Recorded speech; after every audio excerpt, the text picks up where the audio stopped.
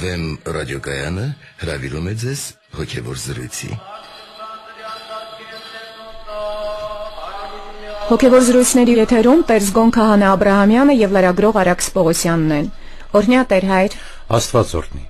Մեր զրույցի թեման է 7 մահացու մեղքերից ծուլությունը։ Սուրբ Գրիգոր Տաթևացին այսպես է սահմանում ծուլությունը. բարին կատարելու չկամեցողությունը կամ ձանձրանալը բարուց, մեղքերի սնուցողն է եւ մայրը դատարկաբանության։ Ինչպես հասկանալ Տեր հայր։ Առաջի հայացքից երբ նայում ենք ծուլությանը, կարծես մի թեթև այսպիսի ժպիտով վերաբերմունք ենք հաճախ ցուցաբերում, սակայն երբ սկսում ես մտածել խորությամբ ծուլության հետևանքների մասին, ապա սարսափում ես, քանի որ այն պատճառ է դառնում բազմատեսակ մեղքերի, եւ իհարկե անհավատ մարդիկ էլ դատապարտում են այս երևույթը հաճախ, տեսնելով որքան ծանր հետևանքների է մարդուն բերում կյանքում ծուլությունը, այն աստիճանի հասցնելով, որ անգամ երբ մարդ այս աշխարհից հեռանում է, հարազատների աչքերին արցունք էլ անգամ չի լինում, երբ մարդ ծույլ է եւ իր պարտականությունները իր հասարակության ընտանիքի հանդեպ չի կատարում։ Ըստ էության սա մի չարիք է դատապարտելի եւ աշխարհում եւ հոգեվոր բնագավառում։ Ծուլությունը քանի որ լինում է եւ մեր կյանքի առօրյա խնդիրների վերաբերյալ եւ հոգեվոր խնդիրների շուրջ, եւ երկուսն էլ դատապարտելի են։ Առաջինը իհարկե նույնիսկ եթե մարդ չունի աշխատասերը, նվիրված է իր գործերին, իր ընտանիքին, միևնույն ժամանակ նա կարող է ծույլ համարվել, եթե հոգևոր ոլորտում ջանքեր չգործադրի իր հոգու փրկության համար։ Պաստորեն Տերզգոն Տաթևացին, որ ասում է բարին կատարելու չկամեցողությունն է, ստացվում է, որ մարդը գոնե ձեր ասած հոգևոր ծուլության պարագայում, այո, հենց բարիք գործելու ցանկություն չունենալու արդյունքում է, որ չի ձեռնարկում ոչինչ։ Իհարկե, նաև ցանկանալը հենց ինքը ծուլության հատկանիշ է։ Մարդ չի ցանկանում աշխատել, չի ցանկանում բարին գործել։ Ըստ էության վիճակ, որը կործանարար է մարդու հոգու համար, եւ այս պարագայում մենք պետք է նախ անդրադառնանք Աստծո արարչությանը, իր դրած պայմաններին մեր կյանքում, հանդերձյալ աշխարհին ինչ է սպասվում մեզ, որպեսզի սթափվենք։ Հիշենք Ադամին եւ Եվային, ովքեր աշխատելու կարիք չունեին, ապրում էին էդեմական պարտեզում եւ ամեն բարիք բնությունը տալիս էր։ Սակայն Աստված իրենց պատժեց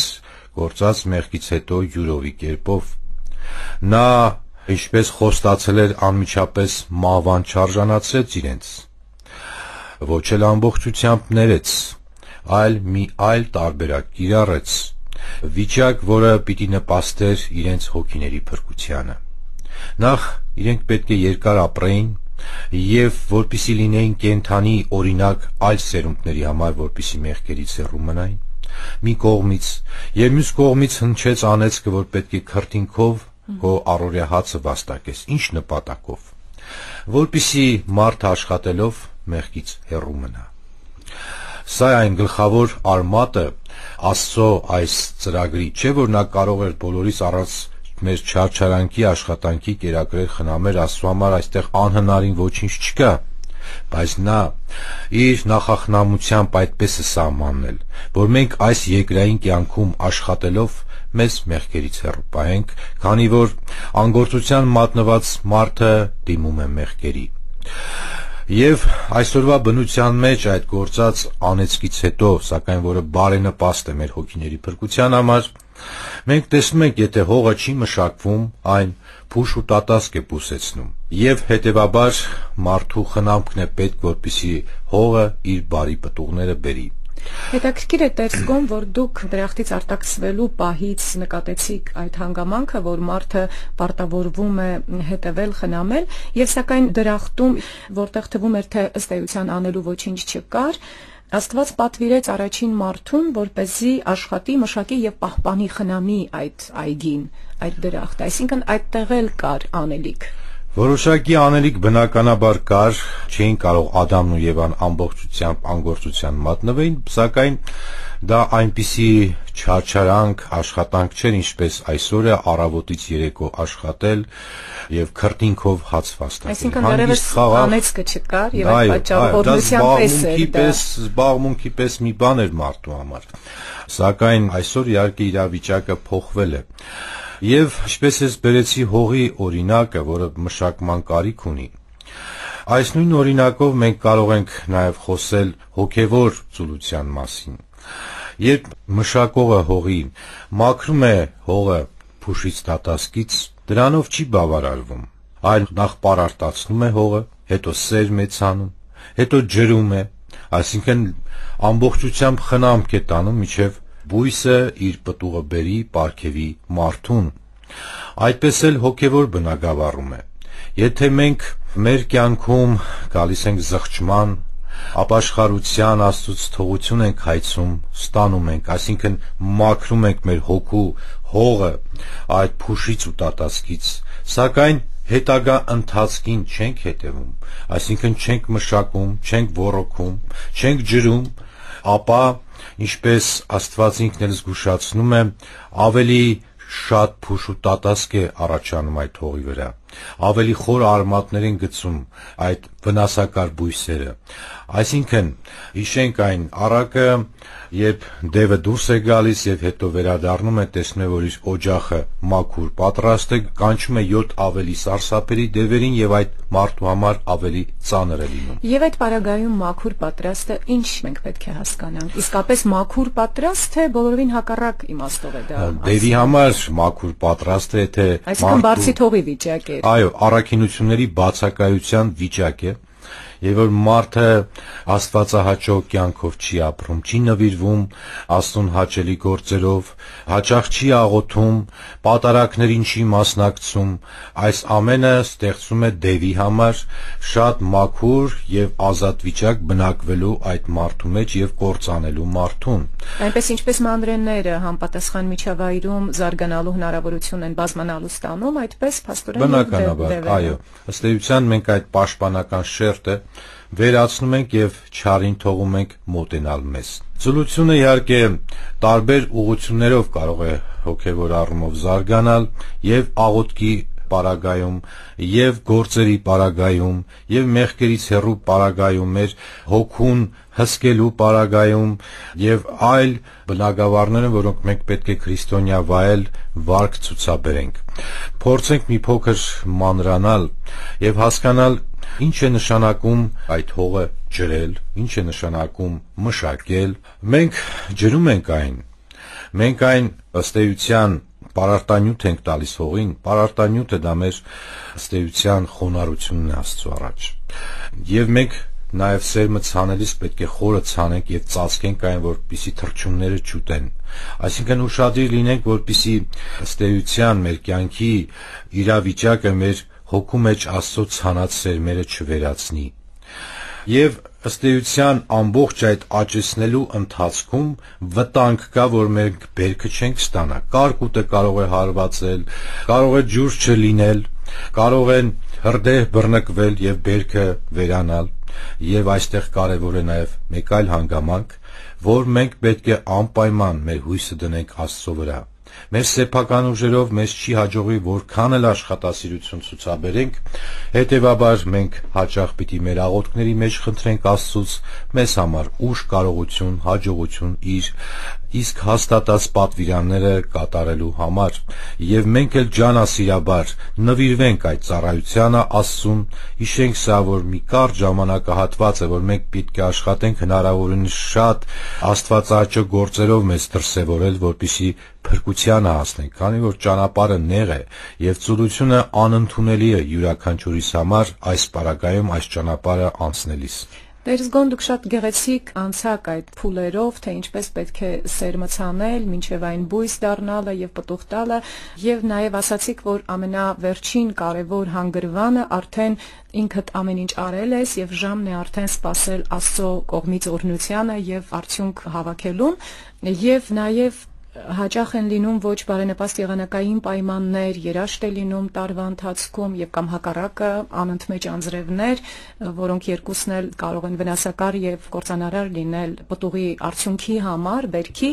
եւ այս պարագային է հենց կարեւորվում ամենավերջին այսպես ակորդը, այսինքն աստծօրհնությունը, որը տերն է այդ եղանակների եւ այդ ամենի։ Ըստ էության առաջնահերթ է քրիստոնյայի համար իր ամբողջ կյանքը վստահել Աստծուն։ Ինչ է դա նշանակում։ Դա չի նշանակում, որ մենք ձեռքերը ցալենք, նստենք, մեր փոխարեն Աստված ամեն բան կանի, այլ ինչ որ մեր կյանքում ձեռնարկում ենք, լինի հոգևոր ոլորտում, թե այլ բնագավառներում, մենք նախ պետք է Աստծուց օրհնություն, աջակցություն հայցենք, հետո փորձենք իրականացնել։ Դա նախապայմանն է քրիստոնյայի համար։ Մենք պիտի գիտակցենք, որ Աստված ամեն ինչ է վերահսկում, ամեն բան իր ձեռքում է։ Մարդուն տրված է միայն մեկ բան՝ ընտրության հնարավորություն բարու եւ չարի միջև, ինչի համար էլ նա պատասխանատու է Աստծո առաջ, իսկ մնացածը կախված է Աստծուց։ Եվ որ մենք բարի գործ ենք անում, մի կարիքավորին օգնում ենք, չէ որ այն գումարը, որ մենք տալիս ենք կարիքավորին կամ մեկ այլ անհրաժեշտ իր, դա Աստծուց ենք ստացել։ Այն ձեռքը, որ մեկնում է տալու, դա էլ ենք Աստծուց ստացել։ Մեզանից կախված է մի բան՝ տալ թե չտալ։ Մնացած ամեն բան Աստծո հսկողության տակ է, եւ հետեւաբար սա գիտակցելով մեր բոլոր ձեռնարկներում պետք է Տիրոջը ապավինելով դիմենք իրեն, աղաչենք մեզ աջակցել, օրհնել մեր բոլոր բարի նախաձեռնություններում։ Տեր Հայր արդեն ասվեց, որ ծուլությունը մահացու մեղքերի թվին է, այդ 7 մահացու մեղքերի թվին է դասվում, եւ Դանթեի աստվածային կատակերգությունում էլ ծույլերը դժոխքի 5-րդ շրջանում էին գտնվում։ Ծուլության մահացու լինելը ինչով է պայմանավորված։ Ինչպես այլ մահացու մեղքեր, ծուլությունը ներքին հոգու թերություն է, որը պատճառ է դառնում արտաքին մեղքերի, արտաքին գործողությունների կամ գործողությունների բացակայության։ Հիշենք, որ մենք Աստծո առաջ դատաստանի օրը պետք է պատասխան տանք ոչ միայն մեր արարքների համար բարի եւ չար, այլ նաեւ չարացի համար։ Չէ որ Աստված յուրաքանչյուր մարդուն իր չափով շնորհ է տալիս։ Հիշենք այն առակը, երբ բաժանեց յուրաքանչյուրին որոշ չափով ոսկեստ իր կարողության եւ որի համար յուրաքանչյուրը հաշվետու է դառնում, որքանով է այն գործի դրել կիրառել, մեկը թաղեց հողի մեջ, շատացրեց եւ Աստված իրենից այդ վերցրեց, բարկանալով իր վրա։ Փաստորեն այդ պահացնել, անվնաս վերադարձնելը դիտվեց ոչինչ չանել, ծուլություն։ Չանելը արդեն իսկ մեղք է։ Ուրեմն ծուլությունն էլ շատ վտանգավոր երևույթ է, որը մեր համար փրկության ճանապարհին մեծագույն պարիսպ է դառնում, խանգարելով մեզ հասնել փրկության նավահանգիստ։ Մենք պետք է աշխատենք իրոք մեզ հսկելով, սթափ գտնվելով, անհոգության չմատնվելով այդ չարիքից ձերբազատվենք։ Եվ հիշենք, որ պատասխանատու ենք Աստծո առաջ նաև չարասների համար եւ մեր կյանքում բոլոր հնարավորությունները օգտագործենք Աստծո կամքը կատարելու համար։ Ոչ մի վարքյան չափսոսալով դրա համար, քանի դեռ ողջ ենք, որովհետեւ չգիտես անգամ առավոտյան կարթնանաս թե ոչ։ Ուրեմն ամեն Աստծո օր մեր աշխատասիրությունը հոգևոր ոլորտում կպատրաստի մեզ այն վիճակի, որ մենք կանգնելով Աստծո առաջ չհամաչենք մեր ապրած կյանքի համար, այսինքն չծուլանանք ոչ ամեն օր աղոթել, չծուլանանք բարի գործեր անել, եւ որ գալիս է ժամանակաշրջանը նաեւ պահք պահել, քննել սեփական գործողությունները, քննել մեր շրջապատող մարդկանց խնդիրները, ում ինչով կարող ենք աջակցել թե հոգևոր, թե այլ բնակավարներում։ Ցուցաբերենք այդ քրիստոնեական կերպարը, ձևավորենք կերպարը մեր մեջ, հիշենք, որ օրինակը մեզ համար Քրիստոսն է, ով իրեն ամբողջությամբ նվիրեց մեզ, ամբողջությամբ իրեն զոհաբերեց մեզ, իր մարմինն ու արյունը պարգևելով մեզ, եւ մենք էլ մեր չափով մեզ փորձենք զոհաբերել մեր շրջապատող մարդկանց համար, ոչ մի վարքյան չափսոսալով դրա համար, չդիտելով, որ այս մարդը չի գնահատում քո արարքները, մենք ինչ որ անում ենք, պետք է հիշենք, որ անում ենք Աստծո առաջ, մարդկանցից չակնկալելով գնահատական, ավելի լավ է, որ չգնահատեն մեզ։ Դա նշանակում է, որ մենք մեր վարձքը Աստծուց կստանանք, հաճախ այդպիսի վիճակի հասցնում են, որ մարդիկ դիտելով դիմացինի երախտամոռությունը հետ են կանգնում բարի գործերից։ Սա չպետք է մեզ կանգնեցնի, մենք ամենք մեր գործողություն պետք է անենք միայն Աստծո առաջ։ Առակաց գրքում ասվում է. «Մրջյունի մոտ գնա ով ծույլ, նախանձիր նրա գործերին եւ իմաստուն եղիր նրանից ավելի, քանզի նա ոչ հողագործ է, ոչ վերակացու եւ ոչ էլ գլխին տեր ունի, բայց ամռանը նա պատրաստում է իր ուտելիքը եւ հնձիր ժամանակ ամբարում է իր առատ պաշարը։ Կամ մեղվի մոտ գնա, տես թե ինչպես գործունյա է նա եւ թե ինչպիսի ջանասիրությամբ է գործում, որի վաստակը մատուցում են թագավորներին եւ տնանքներին բժշկության համար, որովհետեւ ինքը հարգեց իմաստությունը եւ արժանի եղավ հարգանքի»։ Տեր Հայր կենթանուն եւս բնորոշ են աշխատասիրությունը եւ ծուլությունը, թե դա հոգու վիճակ է, մարմնով արտահայտված եւ հետեւաբար բնորոշ է միայն մարդուն։ Աստված կենթանուն ի տարբերություն մարդու ազատ կամք չի տվել։ Իր մեջ եղած այն սկզբունքները, որ Աստված հաստատել է կենթանու մեջ, այս սկզբունքներով կենթանին գործում է։ Եվ իմաստուն Աստված այնպես է կարգել, որ մենք հաճախ նաև կենթանիներից եւ իհարկե բույսերից օրինակ քաղենք մեր կյանքի համար։ Այո, նայենք այդ թվում նաև մրջյուններին, տեսնենք իրենց աշխատասիրությունը եւ ամաչենք մեր ծուլության համար։ Ինչ է մենք մրջյունի չափ չկանք, մտածենք այդ մասին։ Եվ միևնույն ժամանակ, սիրելի բարեկամներ, պատկերացնենք, որ Աստված չէ, որ ամենագետ է, ինչը նշանակում է, որ նա նախապես գիտի, թե ով փրկության կարժանանա, ով ոչ։ Ինչու այն ժամանակ այս կյանքը մեզ տվեց, միանգամից կարող էր ընտրյալներին վերցնել, տանել երկնային արքայություն, մեղավորներին դեռ չգործած մեղքերով հեռացնել փրկությունից, բայց պատկերացնենք մարդը չգործած մեղքերի համար ինչու պետք է չարչարվի, եւ մարդը առաքինություններ չգործելով ինչու պետք է երկնային արքայության պսակ ձեռք բերի։ Հետևաբար, սիրելի բարեկամներ, նաև հիշենք հնում, երբ պատերազմի էին գնում եւ հաղթանակով գալիս էին, ավարով գալիս են եւ ժողովուրդը փառավորելով թագավորին, զինապետին դիմավորում էր։ Մենք այստեղ հասկանում ենք, որ մարդը պատերազմի է գնացել, հաղթել է եւ դրա դիմաց իր վարձքն է ստանում ժողովրդի գնահատականը եւ այդ ավարը, որ նա բերում էր։ Այդպես էլ եւ մենք մեր կյանքում, եթե չպատերազմենք, հոգեվոր պատերազմի չկանգնենք,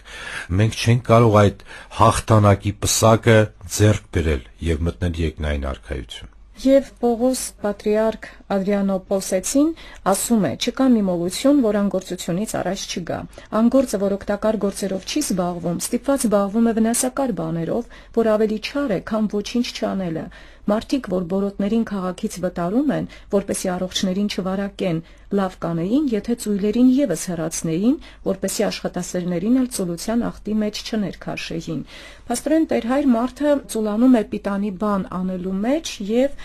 իսկ անպիտան վնասակարի մեջ ընդհակառակը ջանասեր է։ Ինչպես է հասկանալ։ Ըստ էության կրկին անդրադառնում ենք այն վիճակին, որ մարդ անգործունեությունից սկսում է ավելի շատ մեղքեր գործել, ինչի համար էլ եւ Աստված մարդուն աշխատանք տվեց։ Եվ որ մարդը ծուլության պատճառով գործեր չի անում, այդ թվում բարի գործեր չի անում, մարդը հայտնվում է մի վիճակում, որ պետք է ինչ-որ մի զբաղմունք գտնի եւ այստեղ Աստծոց հեռանալով, իր խրատներից հեռանալով, ծուլանալով այդ բոլոր խնդիրների վերաբերյալ նա սկսում է արդեն մտածել այլ բաների մասին, այլ զբաղմունքների մասին, որոնք բոլորն էլ ըստ էության չարից են, եթե Աստծուց երես ենք թեքում,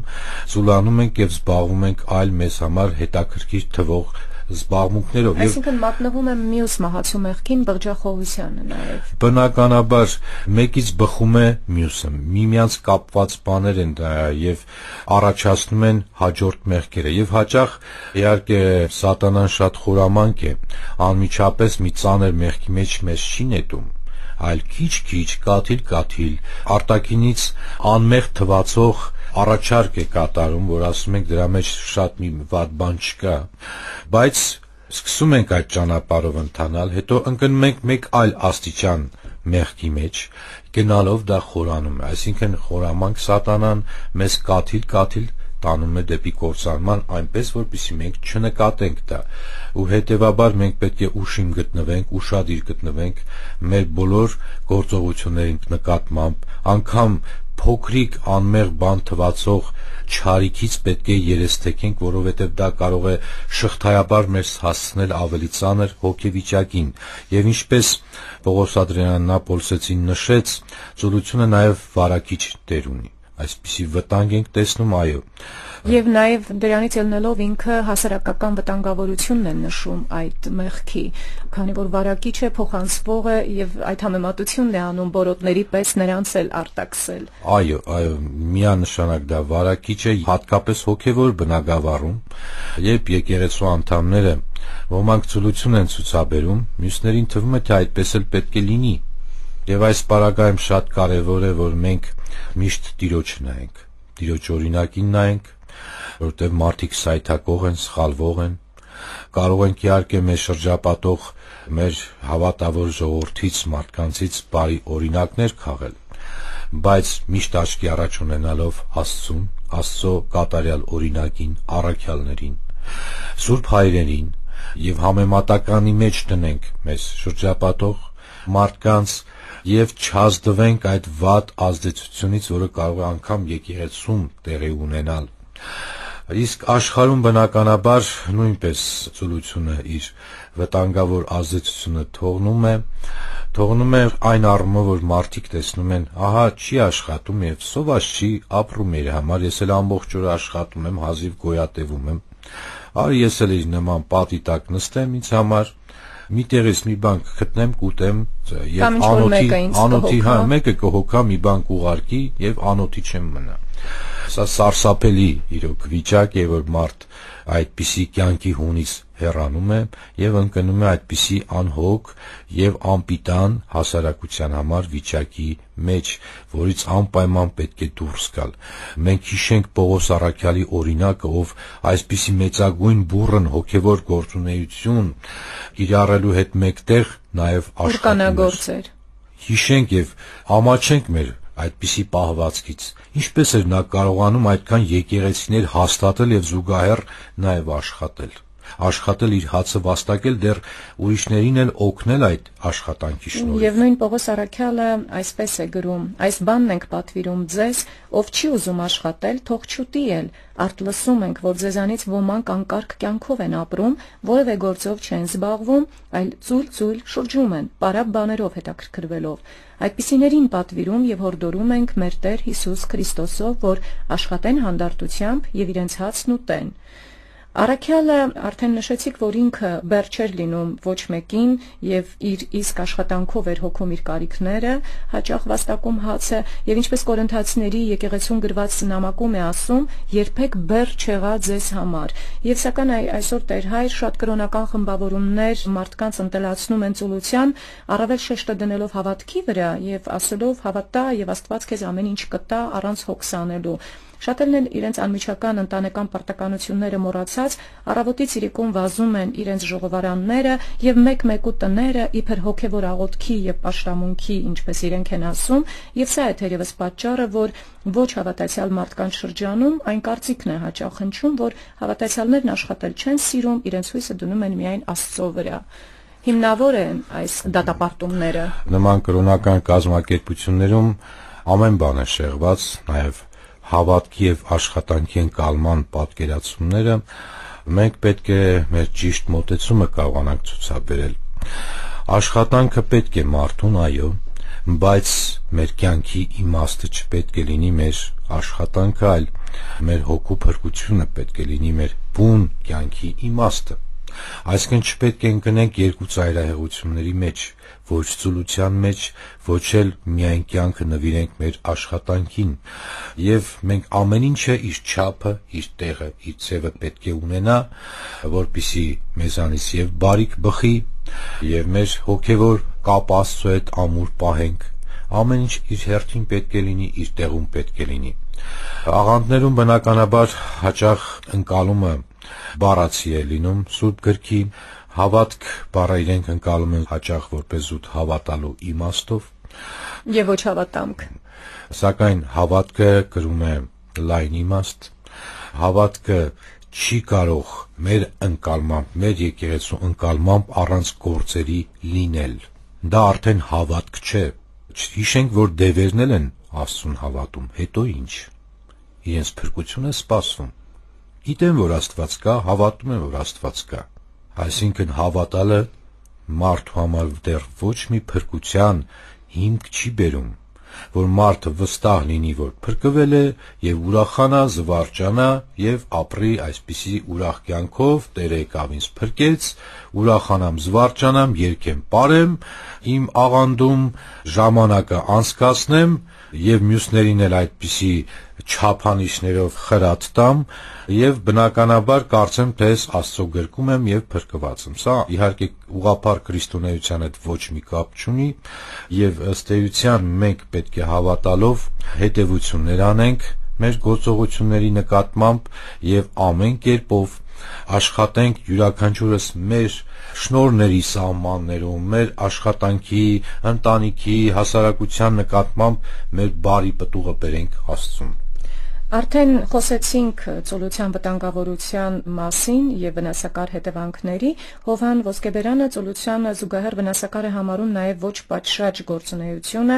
ինչը հենց ծուլությանը զուգահեռ է ընթանում։ Նա ասում է, որ դա նման է այն բանի, որ երբ մարդը ոչինչ չուտի, կփչացնի ատամները, բայց եթե ուտի ոչ պատշաճ բաներ, կփշրի դրանք։ Եթե հոգին էլ ոչինչ չի անում կամ անում է բաներ, որ հարկ չէր անել, կորցնում է իր զորությունը։ Նաեւ նա անգործությունը համեմատելով մարմնի եւ հոգու վրա ներգործության այդպես հետևանքների հետ ասում է, որ անգործությունը վնասում է ամեն բան, անգամ մարմնի անդամները, երբ մարմինը անընդհատ անշարժության է մատնված, կամաց-կամաց սկսում են հրաժարվել այդ անդամները ծառայել իրենց տիրոջը,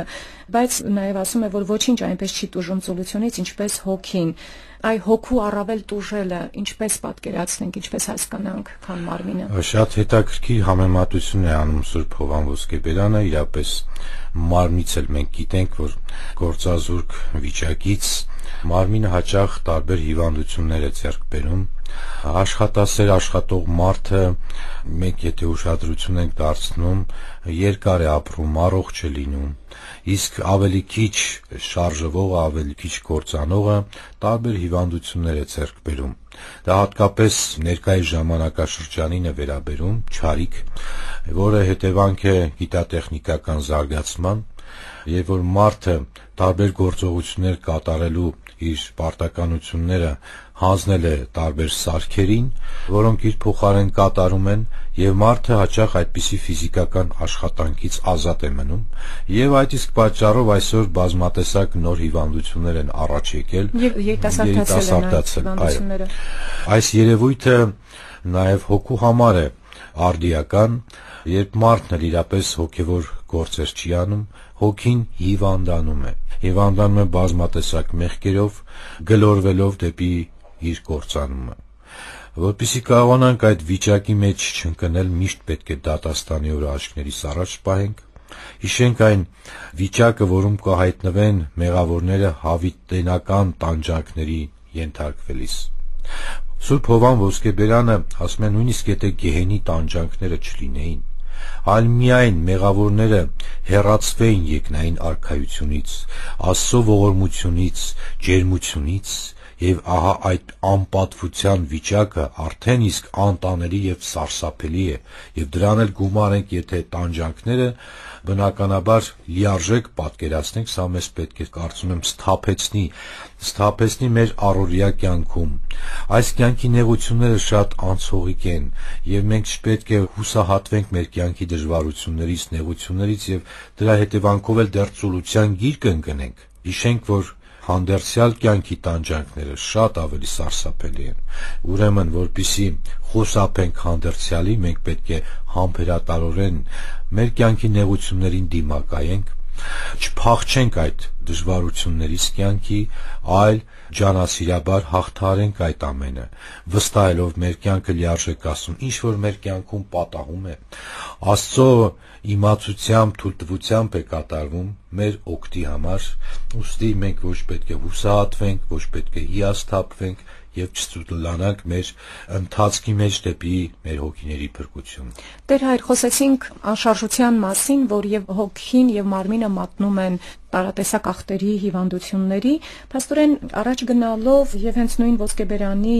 մեջբերումն անեմ, ասում է ոչինչ չկա աշխարհի վրա, որ չփչանա անշարժությունից, այսպես անշարժ լճացած ջուրը հոտում է, իսկ հոսող ջուրը պահպանում է իր մաքրությունն ու վճիտությունը, նաեւ երկաթը, որ անշարժ է մնում, դառնում է ավելի թույլ, ընկնում է որակից եւ ժանգոտվում, իսկ գործի մեջ գտնվողը դառնում է թե օգտակար եւ թե գեղեցիկ, չզիջելով իր փայլով արծաթին։ Այսինքն անգամ կատարյալ վիճակում գտնվող ցանկացած երևույթ եւ շարունակում է անընդհատ մնալ այդպիսին, մի պահից ինքը իր ներսում սկսում է քայքայվել, այսինքն իր բուն կոչման իմաստին սկսում է չծառայել, մատնվելով անշարժության, այդպես հասկանանք։ Այո, մեզ բնությունը սովորեցնում է աշխատասիրություն, ցույց տալով, այո, շատ լավ օրինակներ է բերում Սուրբ Հովհան Ոսկեբերանը, ջուրը եթե չի հոսում, ապա ճահճի է վերածվում։ Մետաղն էլ եթե կացինը չենք օգտագործում, սկսում է ժանգոտել, իսկ երբ գործածում ենք այն փայլում է կարծես արծաթ լինի։ Ըստ էության մեր շրջապատող իրերը, առարկաները, բնությունը ամբողջը մեզ ցույց է տալիս, որ մենք պետք է գործենք։ Եթե մի բան, որ նախատեսված է այս կամ այն գործողությունը կատարելու համար եւ չի կատարում, այն փչանում է, շարքից դուրս է գալիս։ Մարդն էլ ունի իր գործերը երկրի վրա անելու, եւ եթե այդ ամենը չի անում, ապա ինքն էլ թե ֆիզիկապես, թե հոգեպես սկսում է ժանգոտել եւ շարքից դուրս գալ, գլորվել դեպի անկում։ Ուրեմն մեզ եւ բնությունն է սովորեցնում, եւ Սուրբ Գիրքն է սովորեցնում, եւ հին ուխտում, եւ նոր ուխտում խուսափել ծուլությունից։ Սա սարսափելի ծանր երևույթ է, որը իրոք կարող է պատճառ դառնալ մեր հոգիների կորստյան։ Միանշանակ դա կարող եմ պնդել եւ ասել։ Եվ Շենուդա երրորդ պատրիարքն ասում էր, որ եթե պարապությունից չար միտք է ծնվում, ապա աշխատանքի շնորհիվ մարդը հսկում եւ ուղղում է իր մտքերը համաձայն իր զբաղմունքի։ Այսինքն աշխատանքը նաեւ մարդու մտքերն է մաքրում, ճիշտ ընթացքի մեջ դնելով, միտքն է աշխատեցնում։ Այո, իհարկե, միանշանակ այս առումով ճիշտ օրինակ նաև բերում է մեր Շենուդան, պատրիարքը, այո, աշխատանքը մարդուն եւ մեղքից հեռու է պահում եւ անհոգության վիճակից է հանում, ստիպում է մտածել մարդուն, միտքը գործածել, ձեռքերը, ոտքերը գործածել, ըստ էության մարդը շարժման մեջ գտնելով սկսում է ավելի զարգանալ, թե մեր խնդիրների, կյանքի խնդիրների լուծման հարցում, թե հոգևոր բնագավառում, եւ որ մարդը չի աշխատում, նա նաեւ ոչ միայն չի զարգանում, այլ սկսում է կարծես մտավոր դեգրադացիայի ենթարկվել, չզարգանալ։ Սա իրոք մարդուն այդ զարգացումը պետք է, քանի դեռ ողջ ենք, որովհետեւ այս կյանքից հետո այլևս զարգացում չկա մարդու հոգու համար։ Այնտեղ ժամանակի օրենքը չի գործում, մարդ հեռանալով այս աշխարհից, հոգին ինչ վիճակում որ գտնվում էր այդ պահին երկրի վրա, այդպիսին էլ այնտեղ պահպանվում է։ Պատկերացրեք, մարդը գնալով այս աշխարհից տանում է իր հետ իր երկրային բոլոր կրքերը, կապվածությունները, այսինքն դրանք չի թողնում այստեղ։ Ոչ, հետը տանում է, հետը հոգին տանում է, չէ՞ որ դա հոգու հիվանդություն է։ Եվ տանում է եւ այնտեղ դրանով սկսում է տառապել, որովհետեւ այդ իր ցանկությունները բավարարելու հնարավորություն հանդերձյալում չկա։ Տարբեր հետաքրքրություններ ուներ մարդը այս կյանքում եւ այնտեղ չկա, բայց այդ ցանկությունը հոգու մեջ մնացել է եւ դա ինչ տառապանքների պատճառ կարող է դառնալ։ Ուրեմն մենք պետք է աշխատենք շտկել այդ բոլոր հարցերը, մեր սիրտը կտրենք այս նյութական աշխարհի հետ կապված բոլոր այդպիսի կապվածություններից, որպիսի հեռանալով այս աշխարհից միավորվենք Աստծո հետ։ Մենք պետք է հաճախ մեզ այս կյանքում միավորենք Աստծո հետ, ինչպես մեր աղոթքներով, մեր շփմամբ Աստծո հետ, սիրենք աղոթել, երանի վիճակը զգալ Աստծո հետ միավորության, ձգտենք Աստծո հետ հաճախակի հաղորդակցվել, եւ դա հանդերձյալում մեզ կբերի միության Աստծո հետ։ Իսկ որ մենք երես ենք թեքում իրենից եւ զբաղվում ենք երկրային մեր տարբեր ոչ միայն խնդիրների լուծմամբ, այլ ցանկությունների բավարարմամբ, կապվում ենք այս աշխարհի հետ եւ այդ կապվածություններով մեր հոգին հեռանում է, ոչ Աստծուն է ցանկանում այնտեղ տեսնել, ոչ էլ կարողանում է այս վիճակից դուրս գալ, քանի որ հոգին կրկին շարունակում է պահանջել իրենից այդ ցանկությունների բավարարումը, որոնք արդեն հնարավոր չէ բավարարել։ Եվ առակացում ասվում է. մի քիչ քնով ընկնես, մի քիչ նստես, մի քիչ ննջես, մի քիչ էլ ձեռքերդ հանգչեցնես կրծքիդ, եւ ահա աղքատությունն ինչպես չար ուղևոր կհասնի քեզ եւ կարիքը իբրև ժիր սուրհանդակ կկանգնի դռանդ։ Եթե ծույլ չլինես, ապա քո ամառը պիտի հասնի աղբյուրի նման եւ կարիքը ինչպես ինքնահալած չարամիտ այր պիտի փախչի հեռու։ Եվ շատ աղքատ վիճակներ նաև հետևանք են ծուլության։ Իհարկե խոսքը նրանց չի վերաբերում, ովքեր բոլորովին այլ պատճառներով են հայտնվել այդ վիճակում, այլ նախորդող վիճակի մասին է խոսքը, որը բերում է նաև աղքատություն։ Եվ նաև կան մարդիկ, ովքեր միառժամանակ այսպես աշխատում, հավաքում են, դիզում են եւ հետո սկսում են վայելել իրենց աշխատածը ընդհուպ մինչեւ մսխումը, ինչը իրենց տանում է աղքատության։ Ինչպես անել, որպեսզի աշխատանքը շարունակական վիճակ լինի եւ ծուլությունը այսպես ժամանակ առ ժամանակ մարդուն չխոնարեցնի։ Ըստ էության մենք, ինչպես արդեն ասացի, չպետք է ընկնենք ծայրահեղությունների մեջ։ Մենք պետք է հիշենք, որ նախ ինչ է քրիստոնյայի համար աշխատանքը։ Դա միջոց է հասարակությանը բարիք բերելու։ Առաջերտին աշխատանքը, եթե հասարակությանը բարիք չի բերում, դրանից պետք է հրաժարվենք։ Պետք է ընտրենք այնպիսի աշխատանք, որը մարդկանց համար օգտակար է։ Եթե մենք ասենք աշխատում ենք կազինոյում, բնականաբար մենք պետք է մեր աշխատանքը փոխենք։ Դա նախ առաջի խնդիրն է։ Երկրորդ, ընտրելով հասարակության համար բարիք պատճառող աշխատանք, մենք առաջնային նպատակը պետք է դարձնենք մեզ համար հենց հասարակությանը բարիք բերելը, այլ ոչ թե դրան վաստակելը։ Պետք է աշխատենք մեր աշխատանքը հնարավորինս լավ կատարել, որպեսզի մարդիկ գոհանան մեր աշխատանքով։ Այսպես եթե վարվենք, ապա մեր աշխատանքը կորտնվի, ընթացքը բարի կլինի, բայց այստեղ հիշենք, որ չպետք է ընկնենք հակառակ ծայրահեղության մեջ, հիշեցնեմ, որ դրամ վաստակելը չպետք է դառնա մեր կյանքի հիմնական իմաստը, ունեցվածքը մեծացնելու հիմնական իմաստը չպետք է դարձնենք, ոչ էլ ծուլության մեջ ընկնենք։ Այսպիսի սահմանները ըստեյության ոչ ծուլության, ոչ շեղման մեր կյանքի իմաստի եւ տրվելով նյութական բարիքներին դրանից ելնելով աշխատելը անիմաստ է։ Հիշենք այն մարդուն, ով մեծ բերք ստացավ, անբարեց եւ Աստված իր հոգին առավ, ասաց անմիտ ես այս գիշեր եւ այդ քո հոգին կառնեմ։ Այսպիսի վիճակում չհայտնվենք, մեր ձեռք բերածը ճիշտ կիրառենք։ Եթե շատ ենք կարողանում վաստակել, ուրեմն մտածենք ճիշտ օգտագործելու համար, ում ինչով կարող ենք օգնել։ Քիչ ենք վաստակում, ուրեմն Աստծուն գոհություն հայտնենք նրա համար, որ մեզ տալիս է, եւ այդ քիչ վաստակն էլ աշխատենք ճիշտ գործածենք մեր կյանքում։ Տեր Հայր, Աստված մարդուն ոչ միայն աշխատելու, այլև հանգստանալու պատվեր տվեց, երբ ասաց, որ շաբաթ օրը սուրբ պահիր։ Այսօր քրիստոնյան այդ շաբաթը Կիրակին է, փոխարինել է Կիրակիով եւ փաստորեն Կիրակին պետք է սուրբ պահել որպես տերունական օր, որպես հարության օր։ Սակայն այդ օրը քրիստոնյան պետք է մատնվի անգործության, թե ինչ պիտի անի քրիստոնյան։ Դա մեր ինչպես պիտի հանգստանա։ Աշխարհի աշխատանքից հանգստանալու օր է։ Մարդկային բնությունը այնպես է, որ 7 օրը մեկ պետք է իր մարմինը, միտքը հանգստանա իր աշխատանքից։ Սակայն դա չի նշանակում, որ մենք ուղղակի անգործության պետք է մատնվենք։ Դա նշանակում է առաջերտին, որ այդ օրը մենք պետք է Աստծուն նվիրենք։ Բոլոր կիրակի օրերին, բոլոր եկեղեցիներում պատարագ է մատուցվում, որին պետք է մենք ներկա լինենք։ Մասնակցենք, ոչ թե պարզապես ներկա լինենք, այլ հոգով, սրտով մասնակցենք, այսինքն հոգևոր միության մեջ մտնենք Աստծո հետ։ Իհարկե չընկալենք այն հին ուխտի այսպիսի մոտեցումները, որ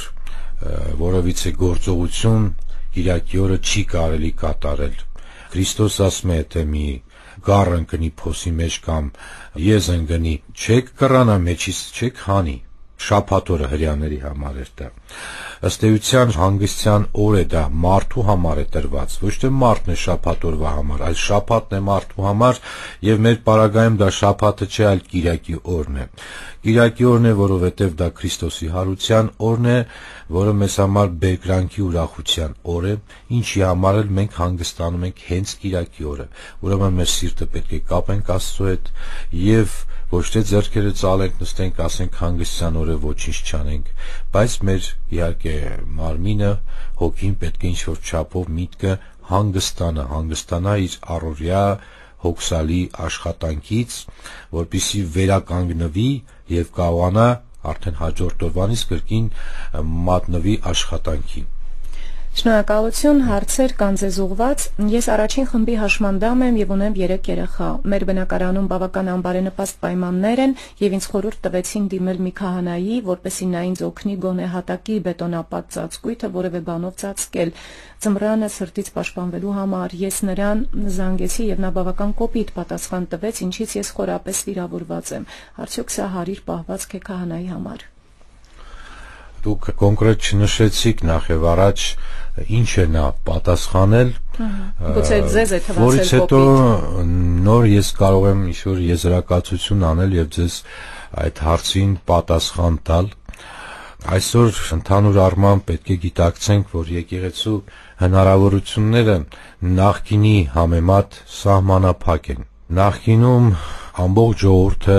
եկեղեցուն տասանորդ էր տալիս եւ եկեղեցին կարողանում էր բազմատեսակ սոցիալական խնդիրներ լուծել, ոչ միայն կարիքավորների համար այդ խնդիրները, այլ նաեւ կառուցել ծերանոցներ, կառուցել մանկատներ, կրթության բնագավառի, այսպիսի, եթե կարելի է արտահայտել, ֆինանսավորումը կազմակերպել, մեծ խնդիրներ է լուծել եկեղեցին հին ժամանակներում եւ այսօր այդ հնարավորությունները իհարկե չկան, որպեսզի այդ բոլոր գործողությունները կատարի եւ ավելի շատ եկեղեցում մնացել է հոգեվոր սպասարկման ծառայությունը։ Միգուցե կարողանանք ինչ-որ չափով ձեզ օգտակար գտնվել, բայց ստեյության չենք կարող բոլոր ցանկացողների այդպիսի սոցիալական խնդիրները լուծել։ Այդ հնարավորությունները ցավոք սրտի մենք այսօր չունենք։ Իմ ընտանիքի անդամները առաքելական եկեղեցու հետևորդներ են, բայց այն պահին, երբ ես որոշում եմ բարեգործությամբ զբաղվել, ծերերի այցելել կամ հիվանդերի, զգում եմ, որ նրանց կողմից դա վատ է ընդունվում եւ երբեմն անգամ վեճի առիթ է հանդիսանում։ Հաճախ դա խոչընդոտում է իմ բարի նպատակներին, ինչպես խորհուրդ կտաք վարվել։ Այստեղ, սիրելի բարեկամներ, մեզ խելամտությունը պետք, այնպիսի մոտեցում ցուցաբերելու մարդու նկատմամբ, որպեսզի մարդը ընդունի մեր քայլը, ընդունի դրական կերպով։ Մարդու հոգեբանությունը ուսումնասիրելով շփման ձև պետք է դրսևորենք, այնպես մարդկանց մեր ծառայությունը առաջարկենք, որպեսզի մարդը չվիրավորվի, մարդը չնեղվի, որ ինքը հասել այն վիճակին, որ իրեն պետք է գան արդեն օգնեն, հասկանում եք, բայց խոսքը այն մասին էր, որ ընտանիքի անդամներն են քրիստոնյաներ եւ խոչընդոտում են ուրիշներին օգնելու իր ցանկությանը։ Բնականաբար ցավոք սրտի հասարակության մեջ այսպիսի երևույթներ միշտ էլ եղել են եւ բնականաբար մարդը երբ տեսնում է դիմացինը մի բարի գործ է անում, իսկ ինքը չի անում, փորձում է դիմակայել, չէ՞ որ տվյալ անձը իր չափանիշներից դուրս է գալիս, անում է գործողություն, որը իր համար ճիշտ չէ, իր կարծիքով ճիշտ չէ, եւ կամ ուզում է իրենից ավելի լավը լինել, մտածում է նա, եւ փորձում է դիմակայել դրան։ Այստեղ խնդիրը կայանում է նրանում, որ մարդը ըստ էության թերահավատ է Աստծո հանդեպ նկատմամբ, բայց մենք պետք է այս ամենից չհուսահատվենք եւ հետ չկանգնենք եւ իրենք կհաշտվեն այդ գաղափարի հետ, կհաշտվեն, այսօր ըմբոստացան, վաղը կհաշտվեն, իսկ վաղը չէ միսօրը, մեզանից կսկսեն նաեւ օրինակ վերցնել։ Մենք պետք է վարակենք իրենց աստվածային սիրով եւ մարդասիրությամբ։ Ես աշխատում եմ, բայց իմ գործը շատ հեշտ է։ Ես բոլորովին ջանք չեմ թափում իմ աշխատավայրում, բայց գումար եմ ստանում եւ բավարար պահպանում եմ իմ գոյությունը։ Ըստ ձեզ ես արժանի եմ իմ հանապազօրյա հացին, թե ոչ։ Ըստ էության միանշանակ մենք դա ասել չենք կարող, դա Աստծո որոշելիքն է։ Բայց ինքը ունի արդեն իր ներսում կարծեք թե այդ հարցադրումը եւ տանջվում է այդ մտքից։ Այս խնդրի լուծումը ես տեսնում եմ այլ կերպ։ Ես ձեզ չեմ առաջարկում ձեր աշխատանքը փոխել, ես ձեզ առաջարկում եմ մի դրական հասարակության համար գործով զուգահեռ զբաղվել։ Միգուցե համագործակցելով նաև եկեղեցու հետ, որպեսզի եկեղեցին էլ ուղղություն ցույց տա, թե ով ինչի կարիք ունի, ինչպես կարող եք եկեղեցուն այս կամ այն հարցում աջակցել, ինչպես կարող եք այս կամ այն նեղյալին հասնել, օգնել, ինչպիսի բարիք կարող եք գործել մարդկանց հանդեպ։ Եվ գուցե նաև ծածկել այն կարիքավոր մարդու հատակը, որը բետոնապատ էր եւ ծածկի կարիք ուներ։ Միանշանակ։ Միգուցե ասենք այդքան չլինեին ձեզ հնարավորությունները, բայց ամեն դեպքում ձեր կարողությունների սահմաններով ոչ միայն ֆինանսական ես նկատի ունեմ։ Միգուցե ինչ-որ շնորհք ունեք, մեկը գործել գիտի, մեկը կարել գիտի, մեկը այլ կարողություններ ունի, ինչ-որ ձևով մեկին ինչ-որ բանով օգնել։ Մեկը ինչ-որ առարկայի ուսուցիչ է, կարող է մի կարիքավորի երեխային ուսուցանել անվճար։ Այսինքն միայն դրամով չի արտահայտվում այդ բարի գործերը եւ ձեր այդպիսի բարի ծառայություններով այդ բացը կարող եք լրացնել։ Հոգևոր զրույցների եթերում Տերզգոն Քահանա Աբրահամյանն էր եւ մեր զրույցի այսօրվա թեման էր 7 մահացու մեղքերից ծուլությունը, այսպիսով մենք ամփոփեցինք, անդրադարձանք բոլոր 7 մահացու մեղքերին Տեր Հայր, շնորհակալություն եւ օրհնեք։ Աստված օրհնի եւ իհարկե կուզենայի բոլորիդ մաղթել այս գալիք 2014 թվականում հոգևոր մեծագույն հաջողություններ, թող Աստված լուսավորի մեր հայրենիքը, մեր Հայաստանը, իր անսահման ողորմածությամբ կառուցվեն նորանոր եկեղեցիներ, շատ ավելի մարդիկ դառնան դեպի Աստված մեր հայրենիքում, թող մեր երկիրը դառնա Աստծո համար սիրելի մի օջախ, որտեղից հաճախ հնչեն աղոթքները, որտեղ մարդիկ կլցվեն մարդասիրությամբ, ներողամտությամբ, համբերատարությամբ, եւ թող Աստված օրհնի եւ պահպանի մեզ բոլորից չարից, փորձանքներից եւ այլ անախորժություններից։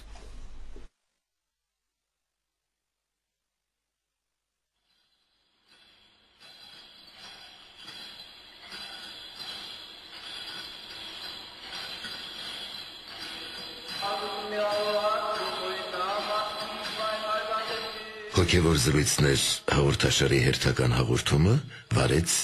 Արաքս Պողոսյանը։